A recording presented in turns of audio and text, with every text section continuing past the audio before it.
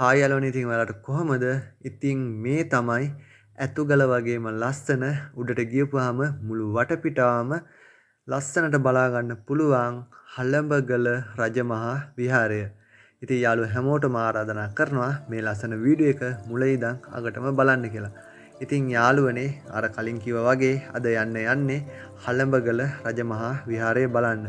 ඉතින් දැන් මම ඉන්නේ නිකවැරටියේ ඉඳන් දලදාගමට යන පාරේ. ඉතින් මේ දළදාගමටම යන්න ඕනේ ඊට මෙහයින් වම් පැත්තට තියෙනවා අනුරාධපුරයට යන ෂෝට්කට් පාරක්. ඉතින් ඒ පාරේ ගියපම තමයි මේ හලඹගල රජමහා විහාරය හම්බෙන්නේ. ඉතින් අපි ඉස්සරහට ගිහලා බලමු. ඉතින් යාළුවනේ අපි දැන් මේ පාරට හැරෙන්න තමයි යන්නේ. ඉතින් ඔයාලට පේනවා ඇති මෙතන මේ බෝඩ් එකක් තියෙනවා.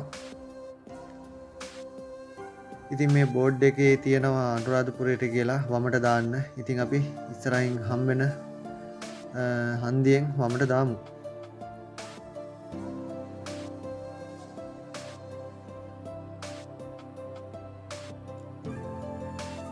ඉතින් යාළුවනේ වමට දාලා දැන් යන ගමන් තමයි ඉන්නේ. ඉතින් මේ පාරට හැරුණාට පස්සේ නම් වැඩි ගෙවල් ආහාර මෙහෙ නැහැ. දෙපැත්තෙම ගොඩක් කැලෑව තමයි තියෙන්නේ.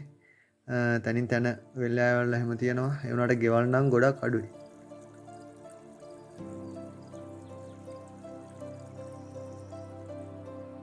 ඉතින් ඒ පාරේ ඉස්සරහට යද්දී ටික දුරක් යද්දී මේ විදිහට පාර අයිනේ ලොකු කළු ගලක් තියෙනවා. ඔයාලට පේනවා ඇති. ඉතින් ඒ කළු ගල එහෙම පාස් කරාන ටික දුරක් යන්න ඕන. මම ඉතින් මේ කළු ගල ගැන සඳහන් කරුවේ මේ නිකන් මතක හිටින්න පාරේ තියෙන සලකුණක් විදියට. ඉතින් අපි ඉස්සරහට ගිහලා බලමු.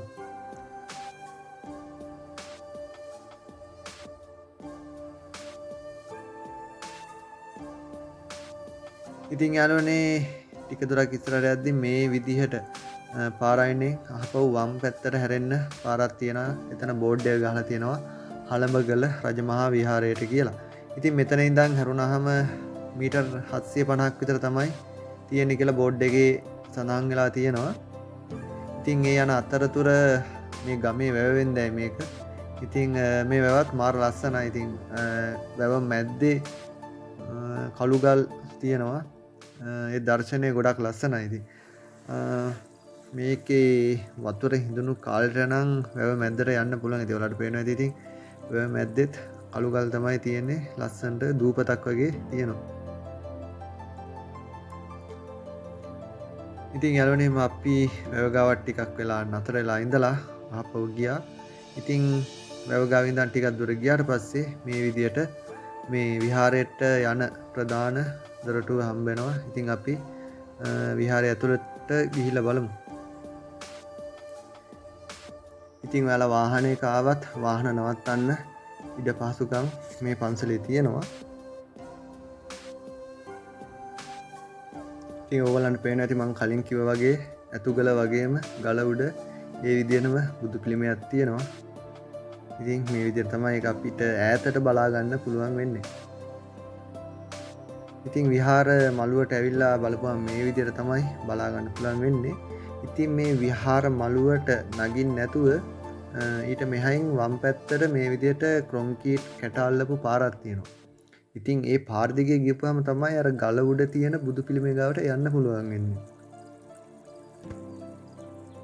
ඉතින් අපි ඉස්සරහට ගිහිල්ලා බලමු මේ පාරේ යද්දි මොන දේවල්ද බලා ගන්න පුළුවන් වෙන්නේ කියලා.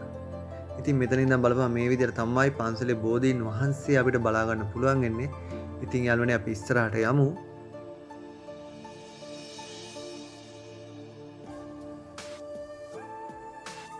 ඉතින් මේ පන්සලේ හැමතැනම ගල් තමයි තියෙන්නේ කළු ගල්. ඉතින් අපිට දැන් මෙතෙන්ට ආවට පස්සේ මේ විදියට උඩට නගින පඩිපෙළ හම්බුණා. ඉතින් අපි උඩට නගිමු.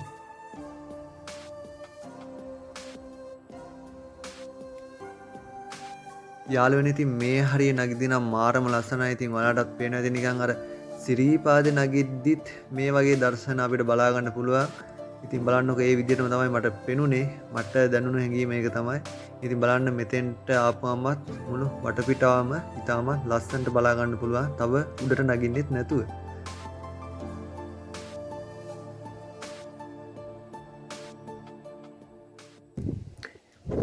යාළුවනේ දැන් මං නගින පඩිපෙළ දිගේ උඩට නගිනක මං ඉන්නේ. ඔයාලට පේනවා ඇති ඈත ලස්සන පේනවා. ඉතින් මේ පැත්තෙන් තමයි මං උඩට නැගගෙන වගේ මොනවා හරි දස්සගයක් තියෙනවා. ඉතින් අපි උඩට ගිහිල්ලා බලමු.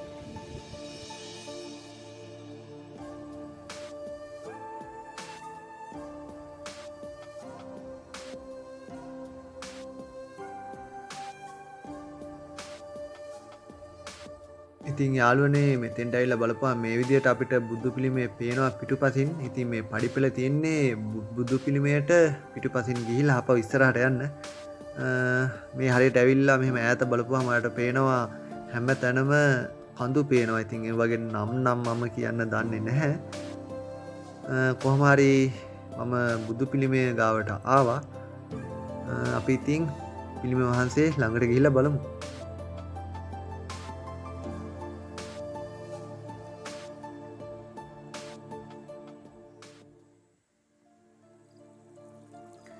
බුදු පිළිම වහන්සේ ළඟට ගෙපුවාම යාළුවනේ මේ විදිහට තමයි ඉතින් අපිට බලා ගන්න පුළුවන් වෙන්නේ.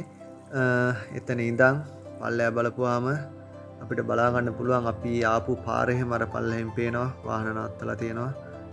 පන්සලේ බිම විහාර මළුව අපිට බලා ගන්න පුළුවන්. ඉතින් මෙතන ඉඳන් ඈත බලපුවාම මේ විදිහට තමයි අවට පරිසරයේ සුන්දරත්වය බලා ගන්න පුළුවන් වෙන්නේ.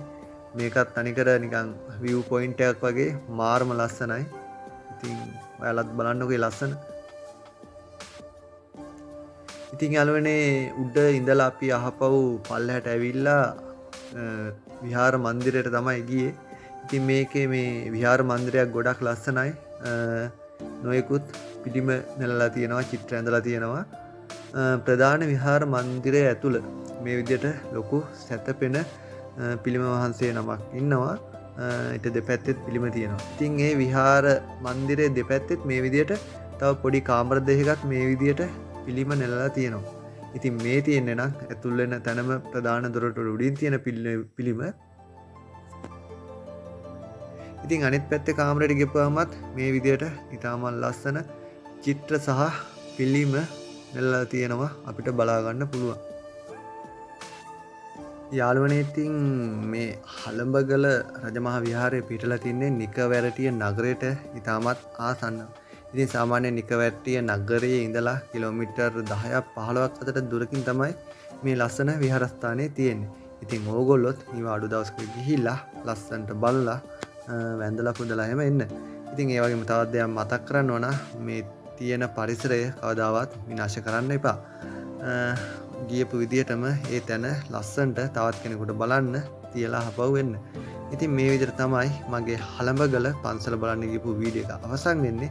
තවත් දවසක මේ වගේ ලස්සන වීඩියෝ එකකින් හමු වෙනකම් ඔයාලා හැමෝටම ජය වේවා, සුබ දවසක්.